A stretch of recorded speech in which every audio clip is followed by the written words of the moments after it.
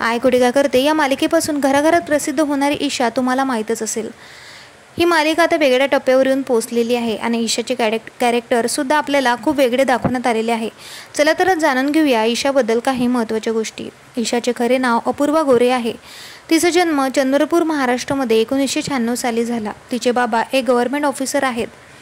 कॉलेजमध्ये असताना तिला ॲक्टिंगची आवड निर्माण झाली आणि ती अनेक नाटकांमध्ये सुद्धा भाग घ्यायची, परंतु तिने शिक्षणाकडे पाठ फिरवली नाही। तिने bachelor degree arts and advertising and मार्केटिंगमध्ये घेतलेली आहे।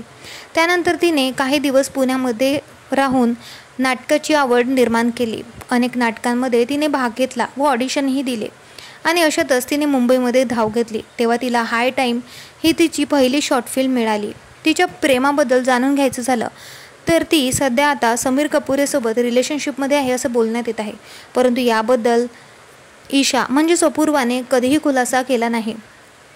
समीर कपूरसोबत तिचे अनेक व्हिडिओ तुम्हाला इंस्टाग्राम अकाउंटवर बघायला मिळेल। समीर कपूर हा एक एंटरप्रेन्युअर असून तो एक शॉर्ट फिल्मसुद्धा बनवतो। त्याचसोबत तिचे नाव काही दिवसांआधी सुमित लोनारे सोबतसुद्धा जोडले गेलेले होते। सुमित लोनारे म्हणजेच आय कुठे काय करते मधील अनिश। आता सध्या या दोघांचाही डिवोर्स झालेला आपल्याला या मालिकेमध्ये दिसत आहे, परंतु सध्या अपूर्वा आणि सुमित हे दोघेही चांगले मित्रमैत्रीण आहे याचा खुलासा अपूर्वाने केलेला होता।